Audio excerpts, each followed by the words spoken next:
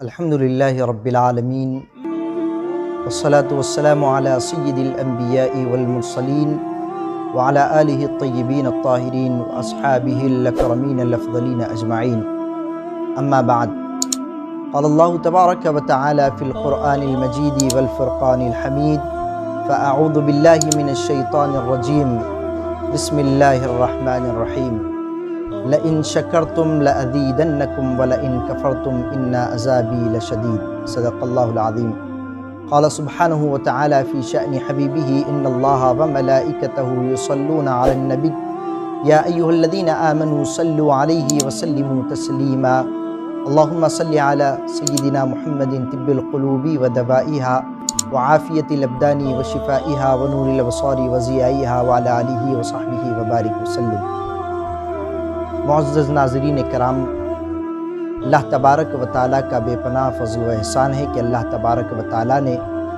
اپنی تمام مخلوقات میں سب سے افضل درجہ ہم انسانوں کو عطا فرمایا۔ اللہ تبارک و تعالیٰ کی رحمتیں، برکتیں، سعادتیں، اس کی کرم نوازیاں آقائے دو جہاں صلی اللہ تعالیٰ علیہ وسلم کے تصدق ہم کو ہمیشہ عطا کی جاتی رہتی ہے۔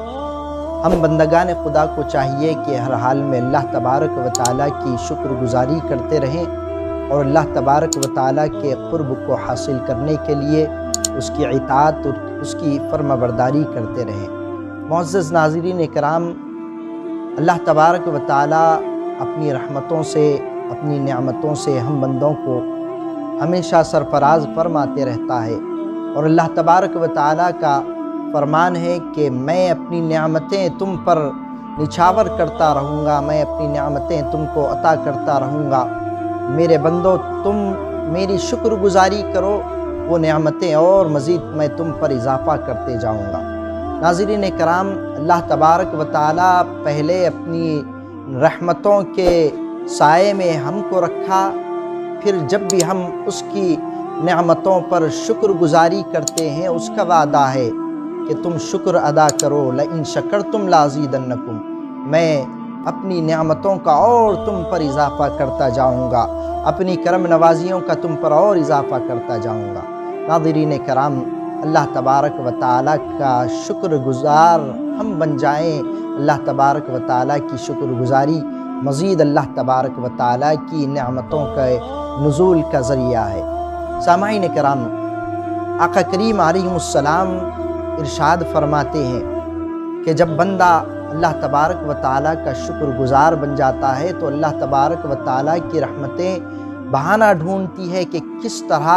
اس بندے کو اپنی نعمت سے سرفراز کیا جائے، بلکہ اللہ تبارک و تعالیٰ کی رحمت کی وسعت اتنی وسیع ہے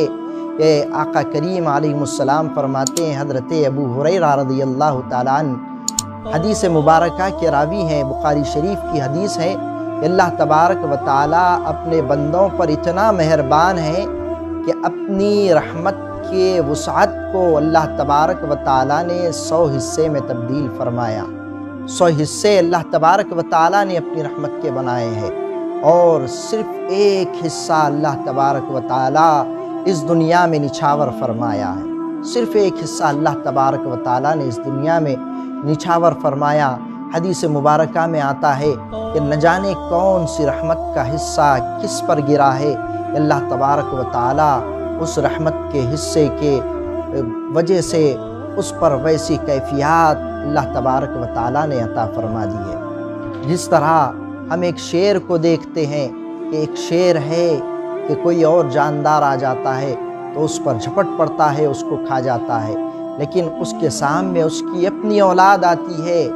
تو وہ اس پر کتنا مہربان ہوتا ہے۔ اسی طرح اللہ تبارک و تعالیٰ کی رحمت ہر کسی پر اس کے رحمتوں کے حصے نچھاور کیے گئے ہیں۔ جس طرح رحمت الہی کا نزول جس پر ہوا،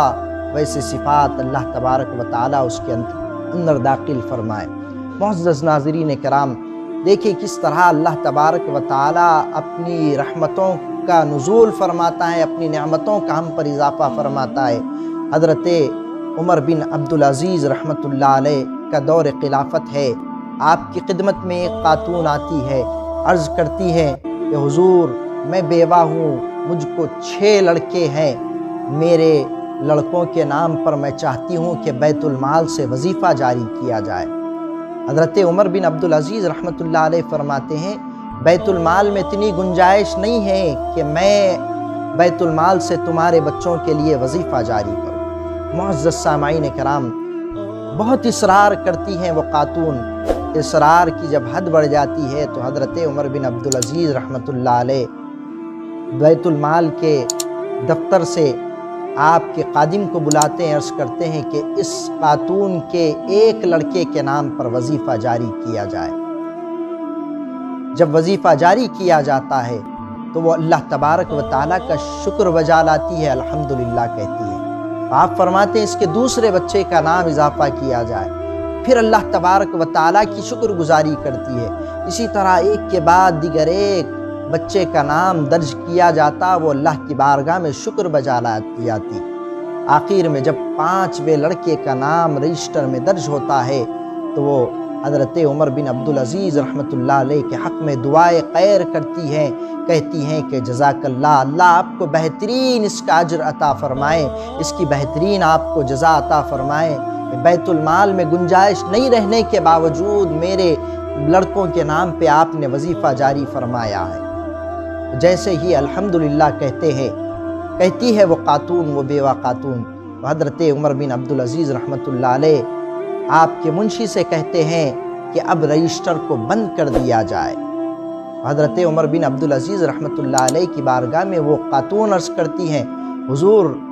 میرا ایک بچہ بچ گیا ہے، اس کا کیا قصور ہے؟ آپ کے پاس تو گنجائش نہیں تھی، لیکن اس کے باوجود آپ میرے 5 بچوں کے نام پر وظیفہ جاری فرما دیے ہیں، لیکن ایک بچے کا کیا قصور ہے؟ میرا چھوٹا بچہ کیا غلطی کیا ہے؟ آپ اس کے بھی نام پر وظیفہ جاری فرما دیں۔ تو آپ عرض کرتے ہیں، اے خاتون، اللہ تبارک و تعالیٰ کا وعدہ ہے لَإِن شَكَرْتُمْ لَأَزِيدَنَّكُمْ، تم میری نعمتوں پر شکر گزاری کرو، میں تم پر کرم نوازیاں کرتا ہوں، میری نعمتوں پر تم شکر گزاری کرتے جاؤ، میں اپنی نعمتوں کا مزید اضافہ کروں گا۔ وَلَئِن كَفَرْتُمْ إِنَّ عَذَابِي لَشَدِيدٌ، میری نعمتوں پر اگر تم شکر گزاری نہیں کرتے ہو، ناشکری کرتے ہو، تو یاد رکھو میرا عذاب سخت ہے، میرے عذاب سے بچ نہیں سکتے۔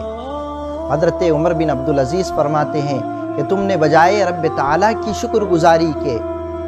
میرے لیے میرے حق میں دعا کی ہے، اس لیے میرے حق کی دعا کا تمہیں کوئی اجر نہیں دیا جا سکتا۔ اللہ تبارک و تعالیٰ کی جو تم نے شکر گزاری کی، اس پر رب کی نعمتوں کا اضافہ ہوتا گیا، یہاں تک کہ تمہارے 5 لڑکوں کے نام پر وظیفہ جاری ہوا، آخری لڑکے کے نام پر تم نے رب کی شکر گزاری نہیں کی، اس لیے تمہارے لیے اس دفتر کا رجسٹر بند کر دیا گیا۔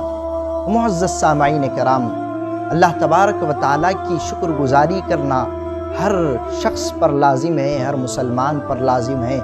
دیکھیں اللہ تبارک و تعالیٰ کی رحمتیں کس طرح بندوں پر ہے، کتنا بندہ اللہ تبارک و تعالیٰ کی کتنی کیوں نہ عبادتیں کر لے، اللہ تبارک و تعالیٰ کے نعمتوں پر، اس کی رحمتوں پر اس کا حق ادا نہیں کر سکتا۔ معزز سامعین کرام، ایک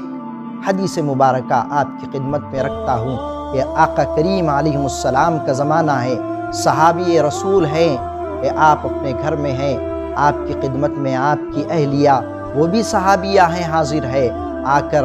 خدمت میں مصروف ہے، دسترخوان بچھایا جاتا ہے، شوہر بیوی کی خدمت کو دیکھ کر عرض کرتے ہیں کہ آپ میری بہت خدمت کرتے ہیں، آئیے میں آج آپ کو جو مانگے وہ صلہ عطا کروں گا۔ صحابیہ ہیں، آپ فرماتی ہیں کہ میری خدمت پر جو مانگو گے عطا کرو گے؟ فرماتے ہیں ہاں، تم جو مانگتے ہو آج مانگو، تمہیں عطا کیا جائے گا۔ تو بیوی کہتی ہیں کہ آج تم مجھ کو چھوڑ دو، مجھ کو طلاق دے دو۔ شوہر کہتے ہیں کہ میں تم کو پسند کرتا ہوں، تم میری اتنی خدمت کرتے ہیں، میں تم کو نہیں چھوڑوں گا۔ آپ فرماتی ہیں کہ نہیں چھوڑنا،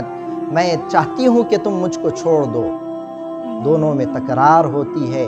یہاں تک کہ آقا کریم علیہ السلام کی بارگاہ میں اس مسئلے کو لے کر تشریف لے جاتے ہیں، کیا دیکھتے ہیں کہ راستے میں شوہر کو ٹھوکر لگتی ہے اور وہ زمین پر گر جاتے ہیں۔ بیوی کہتی ہے کہ بجائے مصطفیٰ کے دربار میں جانے کے فیصلہ کرنے کے آپ کہتی ہیں چلے گھر کی طرف۔ فرماتے ہیں نہیں، آقا کی بارگاہ میں ہم اپنے فیصلے کے لیے جا رہے ہیں، ہم اپنا فیصلہ آقا کی بارگاہ میں پہلے کر لیتے ہیں، اس کے بعد ہم اپنے گھر کو جائیں گے۔ فرماتی ہیں کہ نہیں، پہلے گھر کو چلو۔ ماجرا پوچھا جاتا ہے کہ تم تو ضد کر رہی تھی کہ مجھ کو چھوڑ دو، لیکن اب واپس جانے کا کیوں کہہ رہی ہے؟ آپ فرماتی ہیں کہ میں نے آقا کریم علیہ السلام سے سنا تھا کہ آقا کریم علیہ السلام نے ارشاد فرمایا، اللہ تبارک و تعالی اسی بندے کو پسند کرتا ہے، اسی پر اپنی نعمتوں کا نزول فرماتا ہے، اسی کو اپنا قرب عطا فرماتا ہے جو اللہ تبارک و تعالی کا قریب رہتا ہے، اسی پر آزمائشیں آتی ہے۔ معزز سامعین کرام، رب کی نعمتیں جب ہوتی ہے تو شکر کیا جائے، اور اللہ تبارک و تعالیٰ کی جانب سے کبھی کوئی ہم پر آزمائش ہوتی ہے تو اس آزمائش پر ہم صبر کریں۔ صابر اور شاکر دونوں کو اللہ تبارک و تعالیٰ اس کا صلہ صبر کرنے والے کا اور شکر کرنے والے کا صلہ اللہ تبارک و تعالیٰ جنت عطا فرماتا ہے۔ معزز سامعین کرام، حضرت جبریل امین علیہ السلام بارگاہ مصطفیٰ صلی اللہ علیہ وسلم میں حاضر ہیں، آ کر عرض کرتے ہیں یا رسول اللہ صلی اللہ علیہ وسلم، بنی اسرائیل میں ایک ایسا شخص تھا جو 5000 سال تک سمندر کے بیچ میں ایک مقام پر بیٹھ کر اللہ تبارک و تعالیٰ کی عبادت کی، دن میں روزہ رکھا، رات میں قیام کیا، عبادتیں کیا۔ میں اس بندے کے حشر کو جانتا ہوں کہ قیامت کے دن اس کے ساتھ کیا معاملہ ہونے والا ہے۔ معزز سامعین کرام، آقا کریم علیہ السلام کی بارگاہ میں حضرت جبریل امین علیہ السلام ارشاد فرماتے ہیں، عرض کرتے ہیں یا رسول اللہ، قیامت کا دن قائم ہوگا، حساب و کتاب ہوتا رہے گا، اللہ تبارک و تعالیٰ کے حضور وہ 500 سال کی 5000 سال کی عبادت والا شخص حاضر ہوگا، اور اللہ تبارک و تعالیٰ فرمائے گا فرشتوں سے کہ اس بندے کو جنت میں داخل کر دیا جائے۔ اللہ تبارک و تعالیٰ کی بارگاہ میں وہ عابد گزار کہتا ہے، اے الہ العالمین،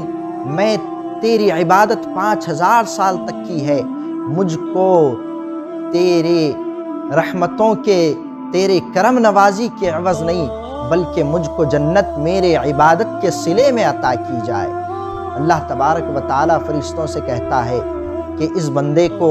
جنت میں ڈال دو میرے رحمتوں کے بدلے میں۔ اللہ تبارک و تعالیٰ کی بارگاہ میں وہ بندہ عرض کرتا ہے، وہ عابد گزار عرض کرتا ہے، مجھ کو تیری رحمت نہیں چاہیے، میں تیری رحمت کے صلے میں جنت نہیں چاہتا، تیری کرم نوازی کے صلے میں جنت نہیں چاہتا، بلکہ میں نے جو عبادتیں کی ہے 5000 سال کی، وہ عبادت کے عوض میں جنت دی جائے۔ اللہ تبارک و تعالیٰ فرشتوں سے عرض کرتا ہے، اے فرشتوں، یقیناً اس کو اس کے عبادتوں کے عوض جنت دی جائے، لیکن میں نے جو نعمتیں اس کو عطا کی ہے، میری جو کرم نوازیاں اس پر ہے، اس کا پہلے حساب لے لیا جائے۔ جب حساب لے لیا جائے گا، جو عبادتیں بچ جائے گی، ان عبادتوں کے صلے اس کو جنت عطا کی جائے۔ اللہ اکبر۔ معزز سامعین کرام، فرشتے عرض کرنے لگیں گے کہ الہ العالمین،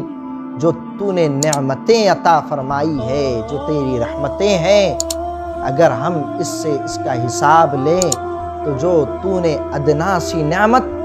آنکھ عطا کی ہے، اگر ہم اس سے بدلہ لیں گے تو یہ 5000 سال تک جو اس نے عبادت کی ہے، یہ 5000 سال کی عبادتیں اس کے لیے ناکافی پڑ جائے گی۔